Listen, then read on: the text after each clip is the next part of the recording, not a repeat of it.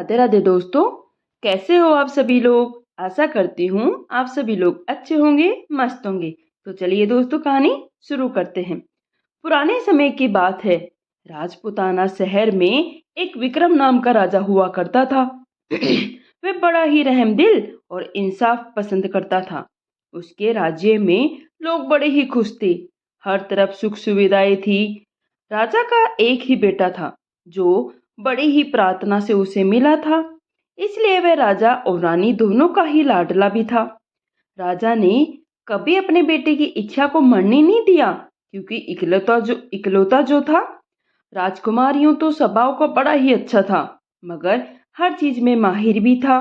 मगर अधिक लाड प्यार ने उसे जिद्दी बना दिया था। जिस किसी चीज को पाने की जिद कर लेता, उसे हासिल करके ही दम लेता। एक दिन राजकुमार शिकार खेलने गया। जब वह वापस लौट रहा था तो वह एक धोबियों की बस्ती से गुजरा। तो उसने एक घर की छत पर बाल सुखाती हुई लड़की को देखा। राजकुमार तो उसे देखता ही रह गया। ऐसा तो उसने पहले कभी नहीं देखा था। लग रहा था जैसे कोई अप्सरा खड़ी हो। लड़की की भी नजर राजकुमार पर पड़ी तो वह जल्दी से नीचे चली गई। राजकुमार अब उसी लड़की के बारे में सोचता सोचता महल पहुंचा। फिर उसने अपने किसी खास कर्मचारी से उसका पता करवाया तो पता चला वह एक धोबी की लड़की थी। राजकुमार तो जिद और गुस्से में पड़कर पलंग पर पड़ गया। अगर शादी करूंगा तो उसी लड़की से करूंगा, नहीं तो जान दे दूंगा। राजा को जब पता चला तो वह सोच में पड़ गए। राजा ने आज तक राजकुमार की हर जिद को पूरा किया था, मगर ये जिद तो अलग ही थी। एक धोबी की बेटी उसके महल की शान बने, ये राजा किसी भी तरह से बर्दाश्त नहीं कर सकते थे। राजा ने फिर अपने एक पुराने बुजुर्ग मंत्री से इस बारे में सलाह मशवरा किया। तो उसने राजा से यही कहा, महाराज, इस समय राजकुमार को अपनी मनमानी करने दीजिए। जवानी का जोश है, 2-3 दिन धोबी की बेटी के साथ रहेगा तो अक्ल ठिकाने अपने आप आ जाएगी। फिर आप अपनी मर्जी के मुताबिक किसी राजकुमारी को ब्याह कर ले आना। यूं तो राजाओं की कई रानियां होती हैं, ये भी पड़ी रहेगी किसी कोने में। राजा की समझ में आ गई। उसने अपने बेटे को बुलाया और बोला, हम तुम्हें उस लड़की से शादी करने की अनुमति देते हैं, लेकिन किसी तरह का कोई शाही तामझाम नहीं होगा और ना ही हम तुम्हारी शादी में शामिल होंगे। राजकुमार की तो मन चाही मुराद पूरी हो गई। उसे भी धोबी के घर बारात ले जाने का कोई शौक नहीं था। उसने जल्दी से अपने आदमी भेजकर धोबी और धोबिन को बुलवा लिया। धोबी और उसकी पत्नी डरते डरते राजकुमार के पास आए। राजकुमार ने कहा, हम तुम्हारी बेटी से शादी करना चाहते हैं, जल्दी से तैयारी करो। राजकुमार ने सोचा था धोबी और धोबिन इस खबर से फूले नहीं समाएंगे, मगर धोबी ने कहा, राजकुमार, हम इस बारे में अपनी बेटी से पूछकर ही जवाब देंगे। राजकुमार को तो अब बड़ा ही गुस्सा आया।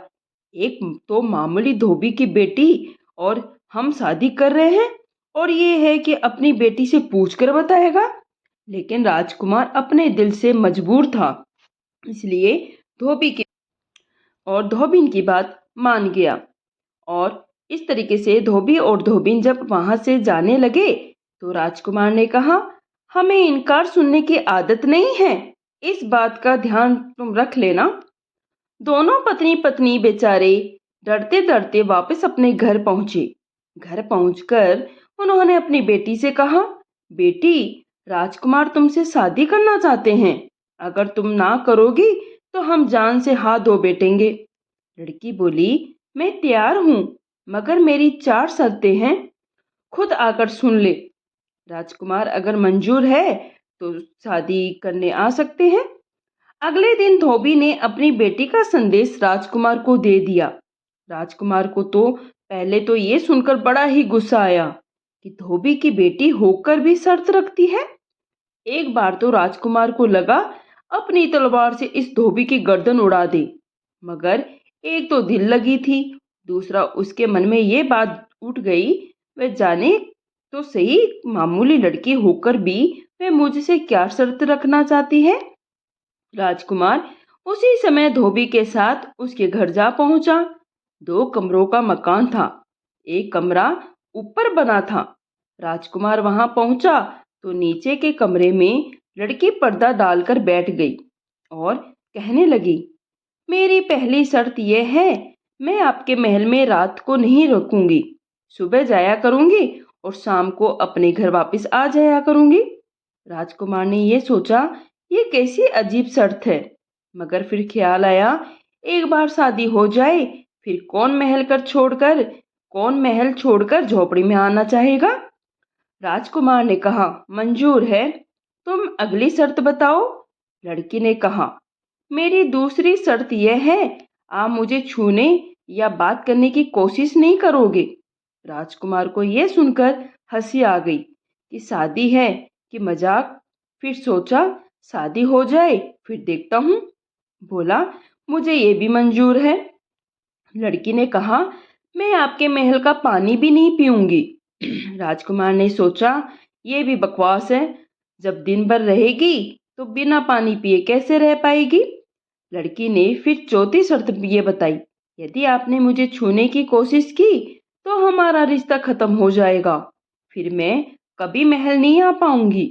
राजकुमार ने सोचा, ये तो बड़ी अजीब लड़की है। एक बार शादी हो जाए फिर सारी शर्तें धरी की धरे रह जाएगी। राजकुमार ने शर्तों को मान लिया। अगले दिन अपने 2-4 मित्रों के साथ धोबी के घर फेरे पड़वा कर दुल्हन को अपने घर ले आया। दुल्हन ने साड़ी पहन रखी थी और बड़ा सा घूंघट डाल रखा था, जिससे उसका चेहरा पूरी तरह से ढका हुआ था। वह राजकुमार के कमरे में आई तो बिस्तर पर बैठने की बजाय पास रखी कुर्सियों पर बैठ गई। राजकुमार भी चुपचाप आकर एक तरफ बैठ गया। पता ही नहीं चला कि महल में कोई नई बहू ब्याह कर आई है। बस एक राजकुमार की मुंह चढ़ी दासी वहीं खड़ी थी, कोई आदेश उसे पूरा करे। शाम होते ही दासी आई और बोली, बहू, चुपचाप जाकर गाड़ी में बैठ जाओ और अपने घर चली जाओ। अगली सुबह फिर उन्हीं कपड़ों में लिपटी आई और उसी कुर्सी पर बैठ गई। दिन भर ना कुछ खाया और ना कुछ पिया, बस पत्थर की मूर्ति से बनी रही। शाम को वापस चली गई। इसी तरह 6 महीने बीत चुके थे।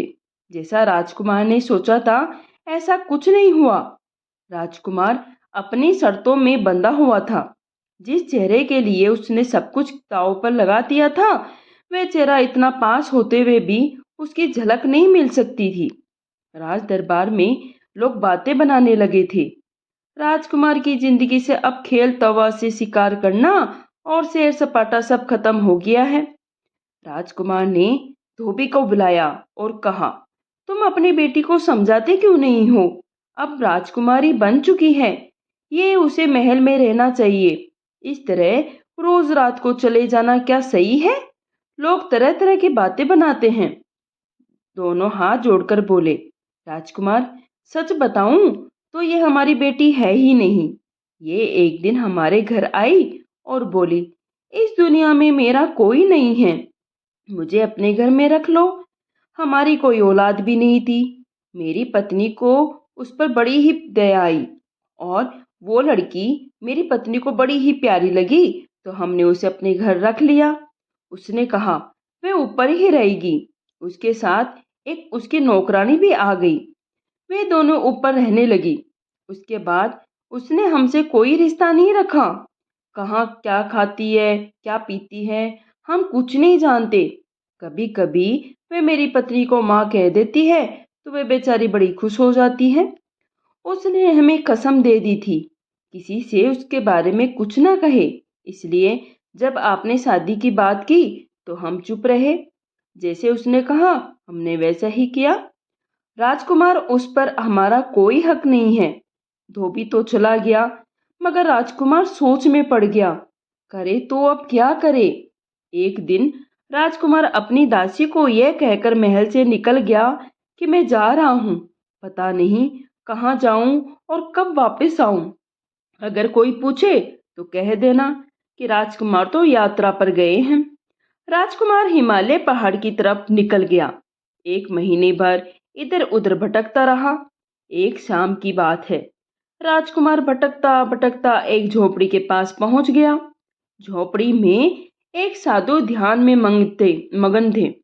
राजकुमार ने जब साधु को देखा तो उसे बड़ा ही आनंद महसूस हुआ। वह उस समय साधु के पास जाकर बैठ गया, मगर साधु ने अपनी आंखें नहीं खोली क्योंकि उन्होंने समाधि ले रखी थी।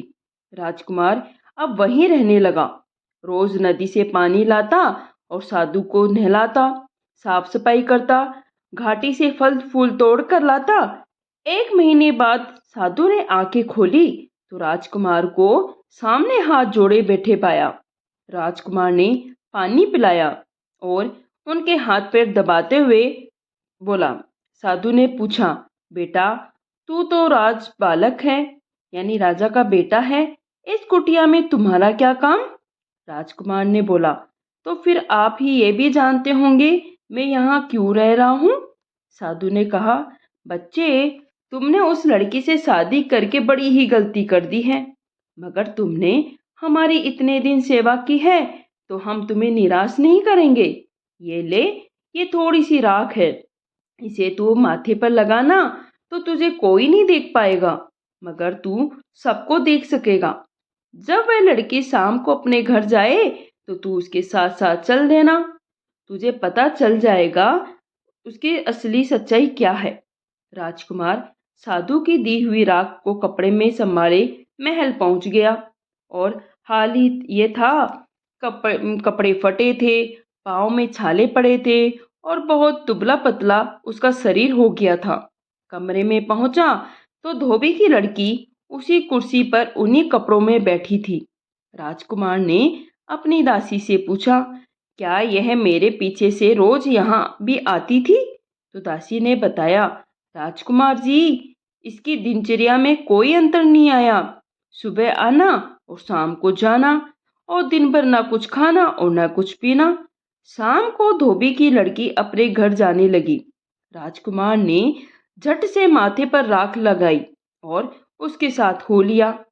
अगली सुबह फिर जल्दी से वापस आकर अपनी दासी से बोला, मैं सोने जा रहा हूँ, जब धोबी की लड़की आए तो तुम मुझे जगाना और कहना, राजकुमार दिन चढ़ाया है, आप उड़ते क्यों नहीं हो? अगर मैं कुछ ना भी कहूँ या कुछ भी ना बोलूं या कुछ ना बताऊं तो तुम जिद करके मुझसे पूछती रहना। दासी सब समझ गई। जब धोबी की लड़की आकर कुर्सी पर बैठ गई तो दासी ने आकर राजकुमार को जगाना शुरू कर दिया। उठिए ना राजकुमार, देखिए कितना दिन चढ़ाया है। राजकुमार पहले तो उठा नहीं, जब उठा तो दासी को डांटने लगा, क्यों जगा दिया मुझे, मैं इतना अच्छा सपना देख रहा था। दासी अब जिद करने लगी, अरे बताइए ना राजकुमार, आप क्या सपना देख रहे हैं, मुझे भी बताइए जरा। अच्छा तो बताता हूँ, राजकुमार बोला, मैंने सपने में देखा जब कल रात ये धोबी की लड़की यहाँ से अपने घर गई तो मैं भी इसके साथ हो लिया। ये सीधे सीढ़ियां चढ़कर ऊपर गई, मैं भी ऊपर चला गया। देखा तो लगता ही नहीं था ये धोबी का घर है।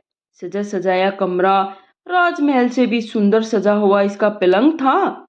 इस धोबी की लड़की का दासी बोली, अरे राजकुमार, ये तो आपको पास भी नहीं बैठने देती, फिर इसके साथ इसके कमरे में कैसे गए? मैं नहीं मान सकती। राजकुमार बोला, अरे सच में थोड़ी ना, सपने में गया था। राजकुमार फिर आगे बताने लगा, कमरे में पहुंचते ही इस धोबी की लड़की ने यह साड़ी जो रोज पहनकर आती है उसे उतार कर फेंकी, जैसे किसी भिखारी की साड़ी हो। फिर यह नहाने चली गई तो मैं भी इसके साथ नहाने लगा। दासी बोली, राजकुमार, मैं ये नहीं मान सकती। राजकुमार कहने लगा, ओह सच में थोड़ी ना, सपने में दासी। दासी बोली, अच्छा अब आगे क्या हुआ? आपके सपने में राजकुमार, फिर वह कहने लगा, इसने फिर नौकरानी से खाना मंगवाया और कहा कि जल्दी से खाना लगाओ, सारा दिन भूखा प्यासा बैठना पड़ता है। नौकरानी छत पर गई और आसमान की तरफ हाथ करके खड़ी हो गई। आसमान से एक भोजन से भरा थाल उतरा। नौकरानी ने उसमें से थोड़ा अपने लिए निकाला, बाकी इसके सामने रख दिया। मैं भी इसके साथ खाने लगा। एक निवाला ये खाती और 4 निवाले मैं खा जाता। इसकी भूख भी नहीं मिटी थी कि खाना खत्म हो गया। इसने नौकरानी को आवाज दी कि क्या बात है, आज तुमने नहाने का पानी भी कम रखा है और खाना भी कम दिया। नौकरानी बोली, मैंने तो इतना ही नहाने के लिए पानी डाला था जितना रोज डालती हूँ, और भोजन भी इतना ही दिया था जितना मैं रोज देती हूँ। आज तो मुझे भी कुछ गड़बड़ लग रही है। फिर आसमान से इसके लिए जोड़ा आया। नौकरानी ने इसका श्रृंगार किया। धोबी की लड़की जो ये मेले साड़ी पहनकर आकर यहाँ बैठ जाती है, ये अप्सरा बनकर छत पर खड़ी हो गई। फिर रात में आसमान से एक सजा सजाया पलंग उतरा तो ये उस पर बैठ गई। मैं भी जल्दी से पलंग का पाया पकड़कर लटक गया। इतना कहकर राजकुमार रुक गया। दासी को इशारा किया कि धोबी की लड़की ने अपना मुंह जल्दी से दूसरी तरफ फेर लिया। दासी पूछने लगी, राजकुमार फिर क्या हुआ, सुनाइए ना। राजकुमार कहने लगा, फिर वह पलंग ऊपर उड़ता हुआ राजा इंद्र के दरबार में जा पहुंचा। वहां एक से बढ़कर एक परी बैठी थी। थोड़ी देर में राजा इंद्र दरबार आए और नाचना गाना शुरू हो गया। जब ये धोबी की लड़की नाचने लगी तो मैं भी थाप देने लगा। मैंने ऐसा तबला बजाया कि इसके नाचने से खुश होकर राजा इंद्र ने अपना रेशमी रुमाल इसे दे दिया। इसने रुमाल लेकर तबला बजाने वाले की तरफ फेंक दिया। मैंने झट रुमाल को उठाया और अपनी जेब में रख लिया। इतना कहकर राजकुमार रुका। अब धोबी की लड़की पूरी तरह से घूरकर राजकुमार की तरफ देख रही थी। राजकुमार ने चुपके से इशारा किया। दासी जिद करने लगी, हमें भी ये रुमाल दिखाइए ना राजकुमार जी, कि कैसा है राजा इंद्र का रुमाल। राजकुमार बोला, अरे सच में थोड़ी ना, सपना था। लेकिन दासी ने जबरदस्ती राजकुमार की जेब से एक रेशमी रुमाल निकाल लिया और बोली, यही है क्या राजकुमार। वह रुमाल राजकुमार बनावटी आश्चर्य से बोला, अरे ये यही तो था, पता नहीं सच में कैसे आ गया मेरी जेब में। दासी बोली, आगे का सपना बताओ। राजकुमार, ये तो बड़ा ही अच्छा सपना था। राजकुमार कहने लगा, फिर राजा इंद्र खुश होकर वहां से चले गए क्योंकि सुबह जो होने वाली थी। और ये धोबी की लड़की भी उड़न खटोले की तरफ भागी और जल्दी में अपना रुमाल तबले वाले से लेना भूल गई। जो सोचा होगा कि कल ले लेगी। इसका पलंग उड़ा और मैं भी पाया पकड़ के लटक गया और नीचे आ गया। बस यहीं तक सपना देखा था कि तुमने आकर मुझे जगा दिया। अब तो धोबी की लड़की झटके से उठी और अपना घूंघट उठाकर बोली, राजकुमार, अब तो आपको पता चल गया होगा कि मैं परियों की दुनिया की हूँ। अब आप मेरी कहानी भी सुनिए। परियों की दुनिया में मैं राजा इंद्र के दरबार में सबसे अच्छा नाचती थी। राजा इंद्र रोज मेरा नाच देखकर ही दरबार खत्म करते थे। एक रात मेरे सर में बहुत तेज दर्द था। दरबार से बुलाया आया तो दर्द होने की वजह से मैंने जाने से मना कर दिया। राजा इंद्र को गुस्सा आ गया और उन्होंने मुझे 1 साल के लिए लड़की बनकर धरती पर रहने का श्राप दे दिया। मैं खूब रोई, खूब गिड़गिड़ाई तो राजा इंद्र ने कहा, ठीक है, मैं श्राप तो वापस नहीं ले सकता, मगर तुम्हें रोज रात को पलंग भिजवा कर ऊपर बुला लिया करूंगा। पर इसके साथ तुम्हें धरती पर अपनी पहचान छुपानी पड़ेगी और कोई आदमी तुम्हें छू भी न पाए, तभी तुम्हें 1 साल के बाद वापस बुलाया जाएगा।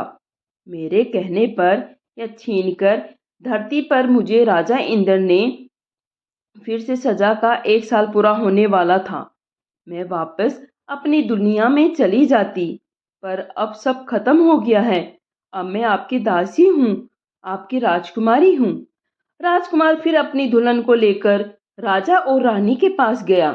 उन्होंने जाकर सारी कहानी बताई तो राजा की खुशी की कोई सीमा न रही। उन्होंने धूमधाम से अपने बेटे की शादी उस लड़की से कर दी। तो राधे राधे दोस्तों, कहानी यहीं समाप्त होती है। अगर आपको हमारी ये कहानी पसंद आई तो प्लीज़ हमारे चैनल को लाइक करें, शेयर करें और सब्सक्राइब करें। कहानी सुनने के लिए आपका धन्यवाद।